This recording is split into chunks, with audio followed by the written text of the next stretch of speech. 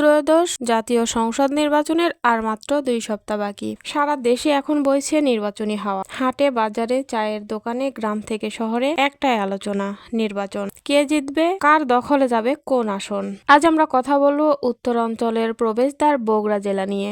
রাজনৈতিকভাবে অত্যন্ত গুরুত্বপূর্ণ এই জেলায় 7টি আসনেই এবার জমে উঠেছে তীব্র লড়াই। বিশেষ করে বিএনপি জামায়াতে ইসলামীর মধ্যে সরাসরি প্রতিদ্বন্দ্বিতা এখন আলোচনার কেন্দ্রবিন্দু। বগুড়া 1 এই আসনে মোট ভোটার সংখ্যা প্রায় 3,71,000-এর বেশি। পুরুষ ভোটার সংখ্যা প্রায় 1,83,000 এবং নারী ভোটার প্রায় 1,87,000। এখানে জামায়াত প্রার্থী অধ্যক্ষ শিহাবুদ্দিন এবং বিএনপির প্রার্থী কাজী রফিকুল ইসলাম। বগুড়াকে ঐতিহ্যগতভাবে বিএনপি অধ্যুষিত এলাকা বলা হয়, তবে বাস্তবে সারিয়াকান্দি ও সোনাতলায় জামাতের শক্ত সাংগঠনিক ভিত্তি রয়েছে।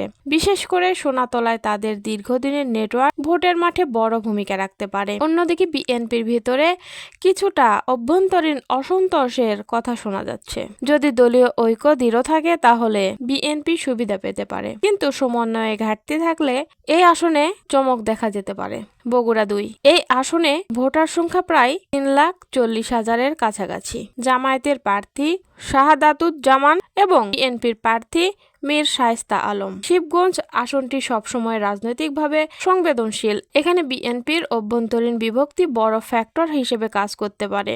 অতীতে দলীয় ক্রন্দল এখানে সেই প্রভাব পুরোপুরি কাটেনি বলেই স্থানীয়রা মনে করেন। অন্যদিকে জামায়াতের প্রার্থী সাবেক এমপি হিসেবে এলাকায় পরিচিত মুখ। ব্যক্তিগত যোগাযোগ এবং তৃণমূল পর্যায়ের সংগঠন এখানে তাদের শক্তি। এই আসনে ভোট ভাগাভাগি হলে জামায়াতের সম্ভাবনা বাড়বে, আর ঐক্যবদ্ধ বিএনপি থাকলে লড়াই হবে সমানতালে। বগুড়া 3 এই আসনে মোট ভোটার সংখ্যা 3 লাখের কিছু বেশি। জামায়াতের প্রার্থী নূর মোহাম্মদ আবু তাহের এবং বিএনপির প্রার্থী আব্দুল মুহিত তালুকদার। নূর মোহাম্মদ আবু তাহের পূর্বে ইউপি নির্বাচনে বড় ব্যবধানে জয় পেয়েছিলেন। তার ব্যক্তিগত জনপ্রিয়তা, স্থানীয় গ্রহণযোগ্যতা উল্লেখযোগ্য। তরুণ নেতা হিসেবে মাঠে সক্রিয় উপস্থিতি তার পক্ষে কাজ করছে। তবে বিএনপির নিজস্ব ভোট ব্যাংক এখানে ছোট নয়, ফলে এই আসনে ব্যক্তিগত ইমেজ বনাম দলীয় শক্তির লড়াই স্পষ্ট। নির্বাচনের মাঠে কে জেতে সেটাই দেখার বিষয়। বগুড়া 4 মোট ভোটারের প্রায় 3,56,000।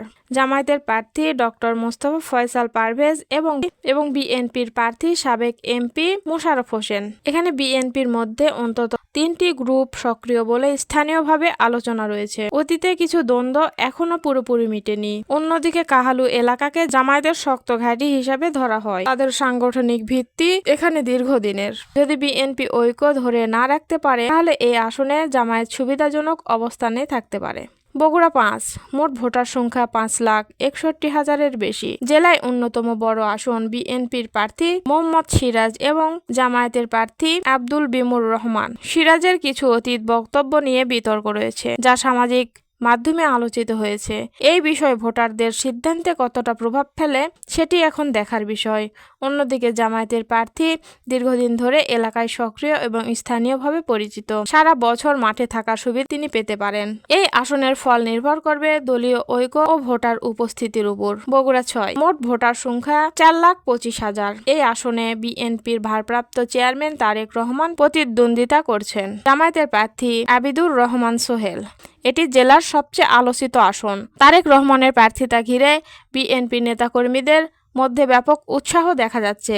প্রচার প্রচারণায় তারা সক্রিয়। তবে জামায়াতেরও সদর এলাকায় শক্ত সাংগঠনিক কাঠামো রয়েছে, ফলে এখানে সরাসরি হাড্ডাহাড্ডি লড়াই হওয়ার সম্ভাবনা বেশি। বগুড়া 7 গাবতলী ও শাহজাহানপুর মোট ভোটার সংখ্যা প্রায় 5,31,000। বিএনপির প্রার্থী মোর্শেদ মিলজন এবং জামায়াতের প্রার্থী গোলাম রাব্বানী। এই আসনে অতীতে জিয়া পরিবারের প্রভাব ছিল স্পষ্ট, তবে বর্তমানে বিএনপির অভ্যন্তরীণ বিভক্তি বড় ফ্যাক্ট হয়ে দাঁড়াতে পারে। জামায়াতের প্রার্থী শ্রমিক সংগঠনের কেন্দ্রীয় নেতা হিসেবে পরিচিত। বিশেষ করে কিছু এলাকায় তাদের সাংগঠনিক ভিত্তি শক্তিশালী। এ আসনেও হাড্ডাহাড্ডি লড়াইয়ের সম্ভাবনা রয়েছে। সব মিলিয়ে বগুড়া 7 আসনেই মূল লড়াই সীমাবদ্ধ বিএনপি এবং জামায়াতে ইসলামীর মধ্যে। কোথাও বিএনপি এগিয়ে, কোথাও জামায়াত সংগঠনের দিক থেকে শক্তিশালী। তবে নির্বাচনের ফল নির্ধারণ করবে 3টি বিষয়ের উপর: দলীয় ঐক্য, প্রার্থীর ব্যক্তিগত গ্রহণযোগ্যতা, ভোটের দিন মাঠের বাস্তব পরিস্থিতি, নির্বাচনের কাউন্টডাউন শুরু হয়ে গেছে। দেখার বিষয়, উত্তরাঞ্চলে এই গুরুত্বপূর্ণ জেলায় শেষ পর্যন্ত বিজয়ের হাসি কার মুখে ফোটে।